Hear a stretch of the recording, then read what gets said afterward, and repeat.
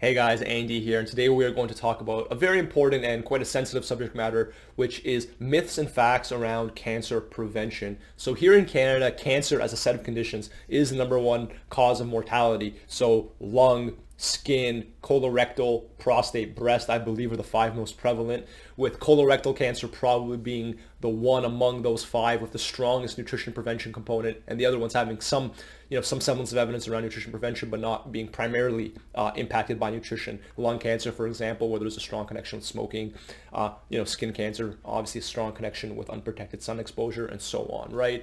In the United States, I believe that cancer is the second leading cause of mortality behind heart disease. So it's a very, very relevant topic. It's a very, very sensitive topic.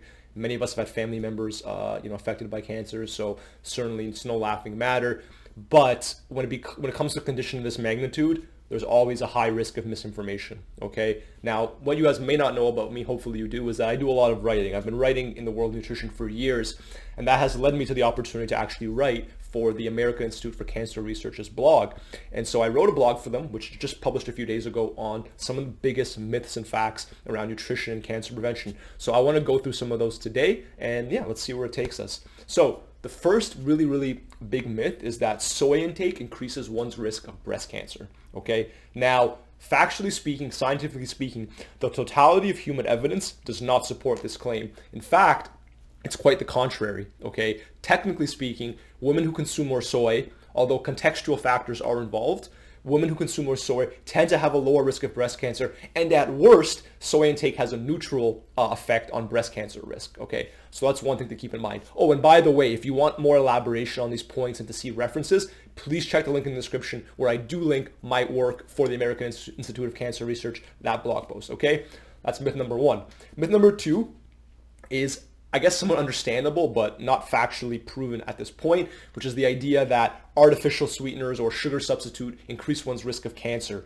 Now, I appreciate from the theoretical perspective this idea that these types of compounds, have some untoward effect on human health because, many of them are synthetic and they're added to very often, more fun things and stuff like that. But when we look at the scientific evidence, we cannot make strong claims that artificial sweeteners increase one's risk of cancer. It's just as simple as that.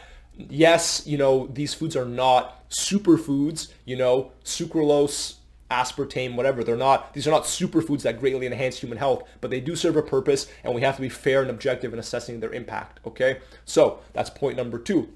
Point #3 is as it relates to sugar and the idea that, ingesting sugar increases cancer risk or uniquely feeds cancer, and that one should omit carbohydrates to reduce cancer risk, and so on and so forth. The issue with this, again, this is one of those things, if you're just someone out there and you hear this, yeah, perhaps it resonates, perhaps it sounds somewhat logical the way it can be presented, but there's only one big problem, one massive problem, and that is many of the foods that contain sugar, specifically fruits, okay, of all types, berries, cherries, things like, starchy vegetables. So it's not just sugar, it's carbohydrates in general, sweet potatoes.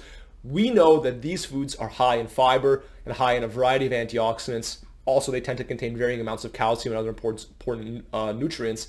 And what we know about these nutrients is that people who consume more of these foods tend to have a lower risk of various types of cancers, colorectal cancer being a great example. I mean, I've written previously for the American Institute of Cancer Research about the different anti-cancer compounds in kale, right? So these plant-based foods that contain carbohydrates, right, legumes in that category as well, with fiber being, very protective potentially against colorectal cancer. So there's a big problem with the sentiment that the omission of carbohydrates or sugar-containing foods. Now, of course, fruit is one thing, and there are many other sugar-containing foods which are not quite the same as fruit, which is perhaps a slightly different discussion. Again, not to say that those foods increase one's risk of cancer, but it's a different discussion, of course.